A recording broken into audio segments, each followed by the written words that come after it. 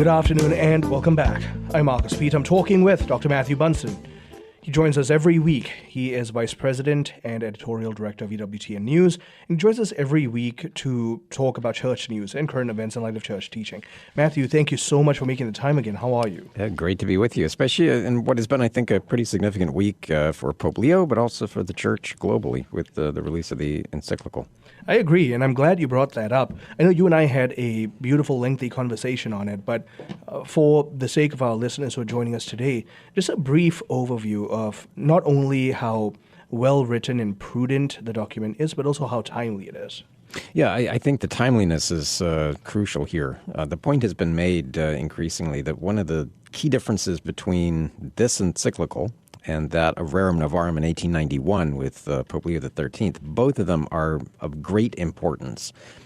What's interesting, though, as has been pointed out, is that the Rerum Novarum came out about 50 years after the publication or so of the Communist Manifesto, and the results of the Industrial Revolution could be made very manifest. So it was a response to that.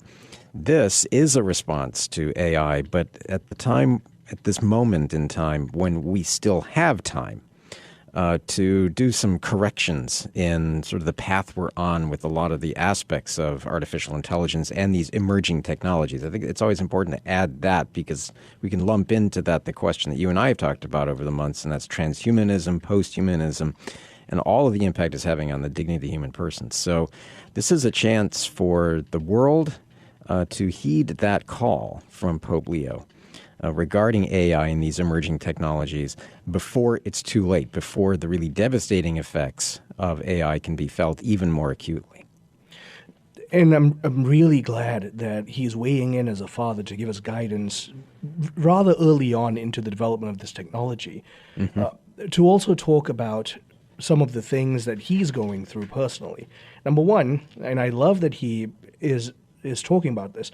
So he gave a catechesis focused on Sacrosanctum Concilium, and he had some really strong exhortative words for us. He did. A part of it is a helpful restatement of what we have to understand in terms of the liturgy, but also in terms of the Second Vatican Council. So he has been dedicating his general audiences, really since January, to different documents of the Council, the four major documents. So he started off with Lumen Gentium, and now he's moved on, to the surprise of a few people, to Sacrosanctum Concilium, which was, of course, the great document on the liturgy, which has, of course, been subject to a lot of misinterpretation and also misapplication, if you will, depending upon your perspective.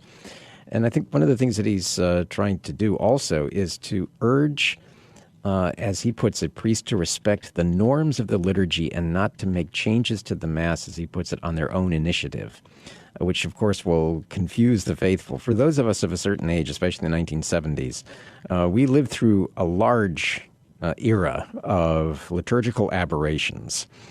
And I think so did Pope Leo. And as he says, I encourage all priests to respect the texts and norms of the liturgy with openness, humility, trust in God's greatness, and with sincere fidelity to ecclesial communion. So I think that is a very clear statement about his expectations for how the Mass should be celebrated, how liturgy should be. And that's very consistent. He has always been something of a stickler and very clear in his desire for solid, faithful liturgy. So in other words, no experimentation, no personal flourishes. I think that's. I think we can take it that way. Yes, and as he says that the council, because there he is reflecting on Sacrosanctum Concilium, affirmed that legitimate progress in the liturgy must also preserve sound tradition, and certain elements of the liturgy can never change because they are divinely instituted. And I think that's a really important point that we have to keep making. The significance, the centrality of liturgy in our lives. And he's not, we want to just say a word, I guess in his defense for those who might critique him on this. He's not being, he's not ignoring tradition, but at the same time, he's not being rigid in that sense. Like he talks about how sound tradition may be retained, but the way remain open to legitimate progress. Yeah, exactly. And he underscores that the expression that was, I think, used by John Paul II, that a very close and organic bond exists between the renewal of the liturgy and renewal of the whole life of the Church. But then he goes on to really stress that he wants to encourage the access of the faithful to the richness of the gifts of grace dispensed by the sacred liturgy, that sound tradition may be retained and yet remain open to legitimate progress. And the key there, of course, is legitimate progress. So let's, if you don't mind us moving forward from that topic, but also still on Pope Leo, warning against watering down the teachings of the Church. Yeah, I mean, we're seeing, and we have seen under Pope Leo, this a very consistent set of teachings about fidelity to tradition, being faithful, recognizing the importance of all of that. And so he met just today with all of the members of the Dicastery for Evangelization, but a specific group of that, and one of the offices for that, and that is a section for what's called Fundamental Questions Regarding Evangelization in the World. And that is a section that has as its task studying sort of fundamental realities and questions of evangelization, and then from that offering ways to proclaim the gospel effectively and faithfully. So that also includes things like what languages, what tools and resources, and other things. So it's a fairly important subset, so to speak, of the whole wider dicastery for evangelization. And I say all of that because this is the group that he wanted to say these words to. And one of the things that he's saying is that there is this temptation, and all of us have seen it, to make Christianity more attractive by diluting its content, or, as he puts it, softening its demands. And that faith has to be transmitted above all through credible Christian witness. But then he stresses again, it is certainly not by watering down the content or softening the demands that Christianity can be made attractive, but by bearing witness with humility and courage to the way, the truth, and the life. So again, as we see in the new encyclical, he is extremely Christocentric, and that we are bearing witness to something, but we have to do it, again, in a way that does not water down, confuse, or betray the truth of the gospel. All of this, so with the encyclical, he's deeply Christological, and he has exhorted us to faithful celebration of the liturgy, to not watering down the faith. And all of this along the same time as SSPX moving forward in their illicit, quote-unquote, consecration of bishops. Tell us what's going on there. Yeah, well, this is the ongoing problem that we've been talking about now for months. The decision on the part of the Society of St. Pius X to consecrate what looks like several bishops without papal permission, and that would mean that this would be a schismatic act, and said consecrations would incur excommunication, as they say, late sententiae, which means simply by the act of doing it. So this would be a schismatic act. So one of the things that the Society has done is to actually announce, sort of ratcheting up a little bit the tensions, the names of 4 priests that they expect to be, quote, consecrated as bishops on July 1st, again, without permission of Pope Leo. And those are expected to take place in Econ, Switzerland, with the headquarters for SSPX. Notably, one of the names that was put forward was someone from the United States. So the Vatican has not issued, as far as I'm aware, any formal response to it, in part because I don't think it probably doesn't feel the need to. There is still, however, a genuine desire to try to avert this, given the fact that these proposed consecrations are barely a month away now. They're scheduled to take place on July 1st. And after that, if they actually do it, then I think we're going to be in a real crisis situation. I agree. We're continuing this conversation on the other side of the break with Dr. Matthew Bunson about church news. Right now, we're talking about the Society of St. Pius X, unfortunately, obstinately pressing forward with illicit and illegitimate consecrations, quote-unquote, of new bishops, and that being a schismatic act formally. Continuing on the other side, stay tuned. I'm Marcus Peter.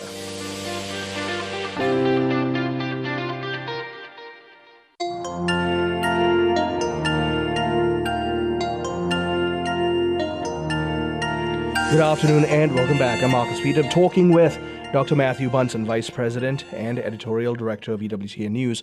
Matthew, to pick up where we left off on the question of SSPX and pushing forward on these illegitimate and illicit quote-unquote consecrations, the statement that they made, I invite your wisdom and your comments here, because personally I found it rather insulting that the consecrations are being made in a spirit of respect towards the supreme authority of the universal church. Right. So what they're proposing is that they're sort of relying on the supreme authority, not of the Pope, but of the universal church. That strikes me as something of an ecclesiological, theological sleight of hand. And as they say, would be a service rendered to souls and to the church amid this unprecedented crisis of faith. So again, it is a crisis in search of a solution as far as they're concerned, but their proposal, unfortunately, the way this is playing out is less communion and not more. And about that, I want to go back to something that Pope Leo said in his meeting with the dicastery for the evangelization, because it's germane, I think, to this conversation, because he says that, I'm quoting now, "We cannot underestimate the fact that, especially in Western countries, the crisis of faith, together with other socio-cultural factors, has given rise to widespread religious indifference. To many, faith no longer appears relevant to their lives. The underlying danger, the gravity of which is not always perceived, is that the very essence of what is most human, namely the search for meaning, may be lost, and the great existential questions remain unanswered, whilst a technological culture that is supposed to meet every need is spreading." So here we have one of the reasons why we have this new encyclical from Pope Leo XIV, and I think why he also sees this type of crisis. Is this going to help to bring communion unity in the world, or is it going to divide the world and the church even further? And I think that's a really tough question that has to be asked whenever we're talking about these proposed consecrations. Can we, you read my mind. I'm really glad you highlighted what the crisis of faith really is. And so from their perspective then, from the statements that have been made in their declaration of the Catholic faith, what exactly do they see as the problem that is the crisis of faith they're attempting to answer? Well, I think I can't speak for the society itself, and I'm sure that there are many who have very strong opinions about the SSPX. But I mean, it is a matter of stipulated reality that for decades now, obviously the traditional Latin Mass is and has been a major factor for the SSPX members, which exclusively celebrates the TLM. But at the same time, we're talking about the rejection of the teachings and the reforms of the Second Vatican Council, especially in the area of religious freedom and the Church's approach to other faiths, in other words, interreligious dialogue. Mm-hmm. So from that standpoint, the doctrinal issues can't be underestimated here, and it is a rejection of the Second Vatican Council, which you and I talked in the last segment about Pope Leo's, what I think were really quite important reflections on the continuity that the Council represents and part of the whole reform movement. And we're being asked then to set aside the magisterial authority, the magisterium of John Paul II, of Paul VI, of Benedict XVI, of Pope Francis, and now also Pope Leo XIV, because all of them have spoken very clearly in varying but often beautiful language about the Council, her teachings, and the importance for authentic reform in the life of the Church. So I think there are two very different worldviews here, and how that's going to be reconciled, I'm not sure at this point. But we continue to pray that it will be. Yes, we continue to pray that it will be, because the reconciliation has been met with a tremendous amount of effort from the Holy Father and on the side of Rome. That's right. They have certainly gone out of their way in the last decades. So we can go back to all of the work on the part of Pope Benedict XVI and John Paul II especially, the gestures on the part of Pope Francis, granting, for example, permission during the year of the Jubilee of Mercy, and various other outreaches.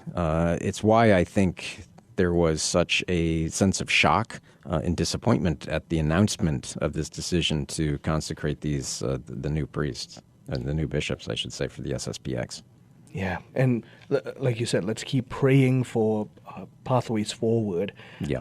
Let's talk about the Global Rosary for Peace with Pope Leo XIV. Yeah, so we're actually turning to some good news.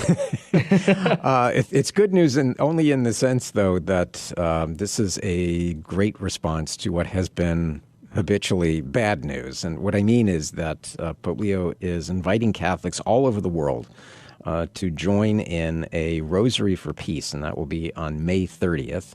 According to the Vatican's announcement, the Holy Father, in fact, I was just reading it a little while ago, will pray the Rosary live from the Lourdes Grotto in the Vatican Gardens at, I think, 7 p.m. time in Rome.